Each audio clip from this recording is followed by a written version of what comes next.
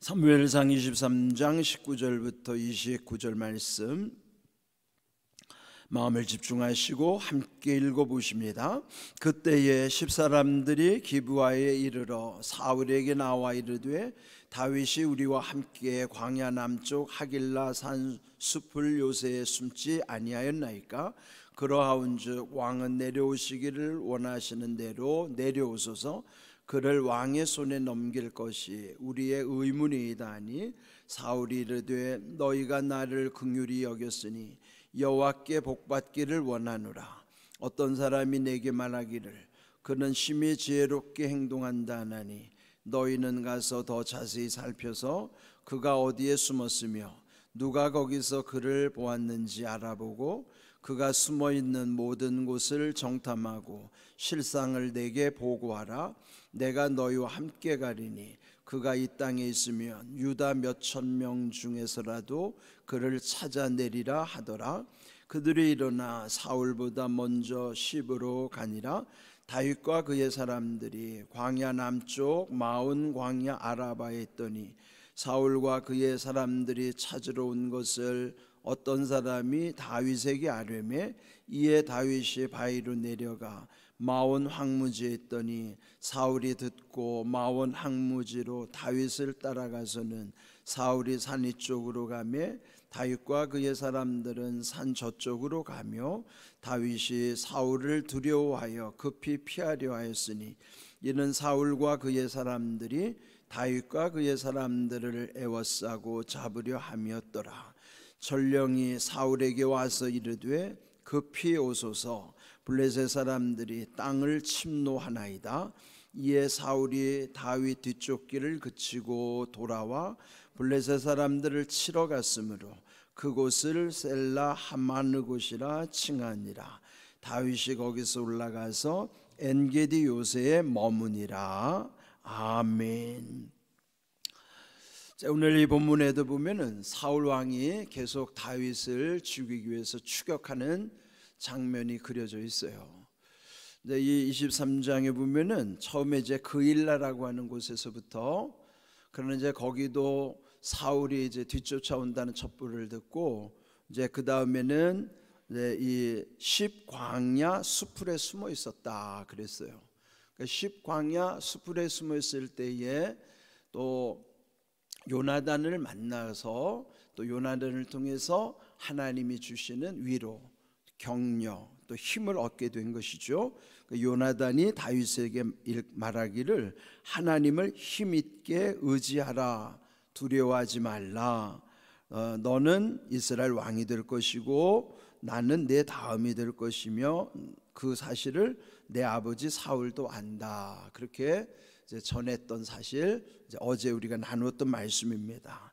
그런데 이제 오늘 이 본문을 보면은 그 십이라고 하는 지역에 머물고 있을 때 그곳 사람들이 또 다 사울 왕에게 찾아가서 자기들의 땅 그 십에 다윗이 있다는 것을 또 밀고한 거예요. 밀고가 뭔지 알죠? 몰래 가서 신고하는 거. 그래서 밀고를 하니까 이제 그 소식을 듣고 이 사울이 그들을 축복하는 광경이 나와요. 근데 십사람들이 왜 사울에게 가서 밀고 했을까요? 그는 아마 그들이 두려웠기 때문일 겁니다. 그 이전에 놋땅, 그 제사장들이 거하는 놋땅에 신고하지 않았다가 나중에 발각이 돼서 사울이 복수를 했잖아요. 그 85명의 제사장들을 무참히 죽이고 그 가족들 심지어는 젖먹이들까지 아주 다 죽여버렸다는 끔찍한 소식이 그 주변에 다 알려졌겠죠. 여러분, 안 좋은 소식은 더 빨리 전해지는 거예요. 그러면은 그 주변에 있는 이 십당에 있는 사람들도 그 소식을 들었을 때 얼마나 두렵겠어요. 그런데 왕이 죽이려고 하는 이 다윗이 자기네 고을에 숨어 들어왔으니 또 그 후환이 두려웠을 거예요. 그래서 이들이 사울에게 찾아가서 신고한 것이 이제 오늘 읽은 19절이죠. 다윗이 우리와 함께 광야 남쪽 하길라 산숲을 요새에 숨지 아니하였나이까. 그러하온즉 왕은 내려오시기를 원하시는 대로 내려오소서. 그를 왕의 손에 넘길 것이 우리의 의문이다. 그러니까 이 사울이 그 소식을 접했을 때 얼마나 기뻤겠습니까? 그러면서 21절 사울이 그들에게 축복하는 내용, 복을 빌기를 나를 긍휼히 여겼으니 여호와께 복받기를 원하노라. 이거 분명히 축복이죠. 그러니까 누가 축복하느냐가 중요한 거예요. 만약에 이게 누가 축복하는지 가려진 상태에서 그냥 내용으로만 보면 나를 긍휼히 여겼으니 여호와께 복받기를 원하노라, 그 얼마나 좋은 내용이에요. 그런데 그 좋은 내용을 누가 말했느냐가 중요한 거예요. 그 메시지보다 중요한 건 메신저란 말이에요. 메신저는 전하는 사람, 그가 전하는 내용이 메시지란 말이에요. 메시지 중요하죠. 근데 그 좋은 메시지를 누가 전하는 그 메신저가 어떤 사람이냐가 중요하단 말이에요. 그 메신저가 누구예요? 사울, 즉 악한 사람이에요. 그러니까 악한 사람이 칭찬하는 것이 좋은 거예요? 악한 사람한테 칭찬 들으면 그건 욕이라고요. 악한 사람이 복을 빌어주는 건 그건 복이 아니에요. 저주예요, 그거는. 그러니까 여러분, 악한 사람들에게 칭찬 드는 건 그 좋은 게 아니죠. 그러니까 누가 복을 빌어주느냐가 중요한 거예요. 아무나 복 빌어주는 게 중요한 게 아닙니다. 여러분, 아무나한테 복을 구하지 마세요. 그냥 무조건 복 준다 그러면 아무데나 막 따라가서 머리 뒤밀고 이러면 안 돼요. 이게 진짜 복을 받는 것은 누가 복을 빌어주느냐가 중요한 거라고요. 지금 이제 사울이 그들에게 여호와께 복받기를 원하노라 하는 것은 복이 아닌 거예요. 이게 저주예요. 이게. 복 있는 자가 복을 빌어줘야지. 복 받은 사람이 축복하는 게 진정한 복이지. 그래서 여러분, 우리가 잘 분별해야 돼요. 메시지도 중요하지만 메시지보다 중요한 건 메시지를 전하는 메신저, 그가 중요한 거예요. 그 뭐든지 사람이 중요한 거예요. 그가 누구인가? 그러니까 여기에 이 사울이 무조건 복을 빌었다고 해서 그 복이 복되는 거 아닙니다. 그러면서 결국 이 22절 밀고자들에게 당부하기를 어떤 이들이 이전에 다윗이 이러이러하다고 내게 말해줬다. 그게 그 내용은 뭐냐면 다윗은 심히 지혜롭게 행동하니 너희는 가서 더 자세히 살펴서 그 다윗이 어디에 숨었으며 누가 거기서 그를 보았는지 알아보고 그가 숨어있는 모든 곳을 정탐하고 실상을 내게 보고하라. 좀 더 자세하게 가서 다윗은 함부로 다룰 인물이 아니라는 거예요. 용의 주도하고 지혜롭단 말이죠. 사울도 지금 다윗이 어떤 사람인지 알죠. 하나님이 함께 하시고 하나님 지켜주신다는 것도 이 사울이 어느 정도 알 겁니다. 그런데도 사울은 자기의 왕권의 위기를 느꼈기 때문에 위협을 받고 있어서 어떻게 하든지 다윗을 처단하려는 게 그의 끊임없이 지금 호시탐탐 노리는 거예요. 그러면서 이제 그들에게 정탐한 다음에 실상을 보고하라, 그렇게 했더니 이제 24절 그들이 일어나 사울이 오기 전에 먼저 십으로 가니라. 십이라고 하는 것은 지역 이름이에요. 그 십 사람들이 와서 보고한 다음에 다시 사울보다 먼저 돌아갔죠. 24절 다윗과 그의 사람들이 광야 남쪽 마온 광야 아라바에 있더니, 마온 황무지라고 표현이 됐어요. 25절을 보면은. 그런데 여기 다윗과 그의 사람이라고 표현되는데 25절을 보면은 사울과 그의 사람들이라고 또 되어 있어요. 그러면 이게 다윗과 사울과만의 관계가 아니고 다윗과 다윗이 함께하는 사람의 공동체, 그 다음에 사울과 함께하는 사람들의 공동체.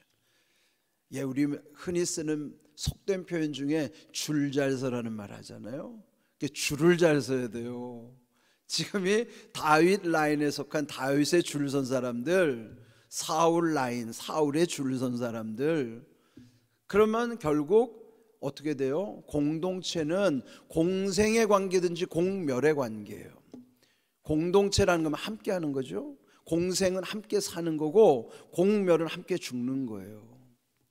이게 여러분 한 개인도 중요하지만은 그가 속한 공동체가 어떤 것이냐가 중요한 거예요. 누구에게 줄을 대고 줄을 서느냐 중요한 것이죠.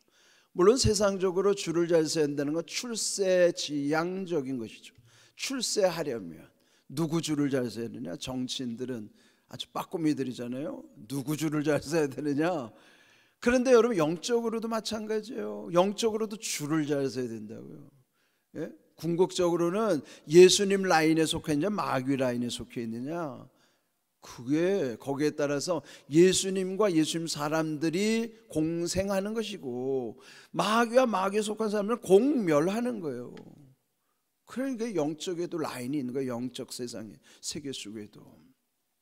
그러니까 여기 지금 보면 다윗과 그의 사람들, 사울과 그의 사람들, 그는 단순히 두 사람만의 관계가 아니라는 거예요. 다윗과 사울의 관계만이 아니라 물론 두 사람의 관계이지만은 거기에 속한 공동체의 관계란 말이에요. 그러니까 이거 여러분 영적으로도 잘 분별해야 돼요. 그래서 오늘날 요즘 보면은요, 교회의 선택도 중요하고 또 물론 이 그 주의 종의 관계와도 중요해요. 그러니까 이게 정말 저도 두려운 거죠. 잘못하면 저 때문에 다 죽는 거고 잘하면 저 때문에 함께 다 사는 거고, 그러니까 이 지도자가 중요한 거예요. 그런 걸 생각한다면 저는 얼마나 제 자신이 두렵겠어요. 그러니까 이게 우리가 다 한 개인의 문제가 아닙니다. 다 연결되어 있기 때문에. 그래서 여기 다윗과 그의 사람들, 사울과 그의 사람들, 그게 함께 이렇게 표현이 됐어요. 25절 사울과 그의 사람들이 다 찾으러 온 것을 또 어떤 사람이 다윗에게 알려준 거예요. 그러니까 이것도 하나님이 때를 따라 돕는 은혜 가운데, 물론 몰래 밀고 하는 이런 나쁜 사람도 있지만은 다윗이 피할 수 있도록 또 미리 알려주는 이런 좋은 사람도 있어요. 하나님이 이렇게 붙여주는 거죠. 그게 때를 따라 돕는 은혜로 아슬아슬 위기를 극복하는 겁니다. 오늘 내용도 그런 내용이에요. 그러니까 다윗이 이제 이 사울이 온다는 것을 알게 된 것이죠. 다윗이 어디까지 가냐면 마온 황무지에 있었다. 10지역 중에 마온 황무지라고 하는, 황무지가 어떤 곳입니까? 황폐해서 아무것도 쓸모가 없는 땅. 그는 황무지라는 건 사람이 생존할 수 없는 것이에요. 그 황무지, 생존 불가능한 황무지까지 도망을 가게 된 것인데 결국은 사울이 거기까지 따라온 거예요. 26절 사울이 산 이쪽으로 가면 다윗과 그의 사람들은 산 저쪽으로 갔다는 거예요. 도망갔다는 거죠. 또 다윗이 사울을 두려워하여 급히 피하려 하였으니 이는 사울과 그의 사람들이 다윗과 그의 사람들을 에워싸고 잡으려 함이었더라. 그러니까 이 본문에 보면은 특이한 표현이 이거예요. 다윗과 그의 사람들, 사울과 그의 사람들이 지금 서로 지금 이게 한쪽은 추격하고 한쪽은 도망가고, 사울과 그의 사람들이 쫓아오면은 다윗과 그의 사람들은 또 도망가고, 이렇게 이제 계속 이제 엎치락뒤치락 하는 과정이었는데 갑자기 27절 전령이 등장하는. 전령이 뭐예요? 전쟁 중에 소식 전하는 전령. 이 전령이 갑자기 와서 이 사울에게 급보를 전하는 거예요. 급히 오소서, 블레셋 사람들이 땅을 침노하나이다. 블레셋에서 쳐들어왔다는 거예요. 아니 지금 사울의 왕의 입장에서는 다윗을 죽이는 게 급합니까? 전쟁이 지금 일어난 게 급합니까? 다윗은 언제라도 처단할 수 있겠지만은 당장 지금 전쟁이 났는데 그거 어떻게 다윗 잡는 것보다 지금 더 급한 일이 생긴 거예요. 그러니까 전쟁이 일어났다고 하니까 다윗 죽이려다가 그거를 포기할 수밖에 없는 거예요. 포기하고 어떻게 가야 돼요? 전쟁하러 가야죠. 블레셋 전쟁하러 가야지. 그래서 살아난 거예요, 다윗이. 그래서 그곳을 뭐라고 했는가? 28절, 이에 사울이 다윗 뒤쫓기를 그치고 돌아와 블레셋 사람들을 치러 갔으므로 그곳 이름을 셀라 마하느곳 이렇게 바뀌었다는 거예요. 지명이 바뀐 거예요. 마온 황무지, 10지역의 마온 황무지에는 다윗이 죽을 수밖에 없는 환경이었는데 하나님이 블레셋을 블레셋이 쳐들어가게 함으로 사울이 급히 전쟁에 나가게 함으로 다윗이 살아난 거예요. 그럼 거기 이름을 셀라 마하느곳, 그 뜻이 뭐냐면 분리의 바위, 분리시켰다는 거예요. 분리의 바위라는 뜻으로 셀라 마하느곳이라고 이름 바꾸는 거예요. 그럼 분리, 오늘의 제목이 분리의 은혜예요. 분리시켜 준 거죠. 하나님이 때로는요 우리를 분리시켜서 구원해 주시기도 하지만은 또 세상의 죄로부터도 끊어 주시는 거예요. 분리할 때 분은 구분이라는 뜻이고 리는 떼어 놓는다는 거예요. 떨어질 리자, 떼어 놓는다는 거예요. 하나님이 떼어 놓으시는 거예요. 그러니까 여러분 이따금 우리가 이렇게 섞여서 힘들 때 분리시키는 것도 은혜예요. 여러분 아브라함과 그의 조카 롯이 서로 식구들이 많아지자 그 아브라함의 식구들과 롯의 식구들끼리 막 싸움이 일어나고 분란이 일어나니까 아브라함이 결단하기를 이제 우리 서로 분리하자. 너는 너의 길을 가고 우리 집은 우리 집안을 나누는 거예요. 너의 집안과 우리 집안 이제 분리시키자. 그래야 평화할 수 있으니까. 그래서 롯으로 하여금 먼저 선택하게 한 것이 소돔과 고모라 땅으로 가고 거기가 너무 기름진 땅이다 보니까. 그러나 이 아브라함은 척박한 땅으로 갔지만 하나님이 함께 하시니 더 잘 되는 거예요. 그러니까 여기서 보면 분리시키는 것도 은혜예요. 그래서 분리의 은혜, 여기 오늘 제목처럼 셀라 하마느곳이라고 하는 것이 분리의 바위인 것처럼 우리 인생에도 하나님이 분리시켜 주시는 은혜가 있어야 돼요. 끊어내 주시는 은혜. 그런데 여러분 마지막 은혜도 분리의 은혜예요. 뭐예요? 세상으로부터 끊어내는 것이 천국이라고요.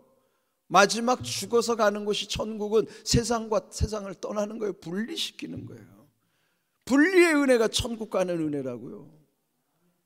전 새벽마다 기도하는 게 내 아버지 하나님과의 아름다운 만남을 소망합니다. 그러면서 지금이 우리의 만남은 아름다운 동행이요, 또 잠시 후에 있을 은퇴하는 것은 아름다운 퇴장이요, 이제는 세상과 분리되는 건 아름다운 그 분리예요. 아름다운 이별, 그게 분리예요. 그 아름다운 이별이 뭐예요? 하나님과의 아름다운 만남과 연결되는 거예요.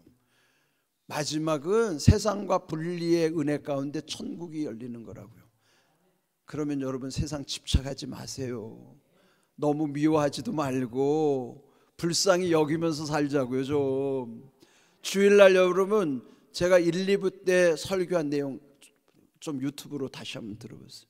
이런 교회 되게 하소서의 그 내용이 뭔가 다시 한번 들어보세요. 여러분 우리가 개인이 해야 되는 거는 거창한 게 아니에요. 하나님 아버지의 마음을 구하면서 불쌍히 여기는 마음으로부터 시작하는 게 그게 변화의 시작이란 말이에요. 좀 제발 불쌍히 여기시고 삽시다. 그게 아버지의 마음이에요. 마지막 분리의 은혜 가운데 천국이 열리려면은 여러분 후회하지 마세요. 후회할 일을 하면 안 돼요. 제발 긍휼한 은혜를 구하고 불쌍히 여기는 아버지의 마음 가운데서 모든 일이 아름답게 이루어지시기를 주님의 이름으로 축복합니다. 아멘.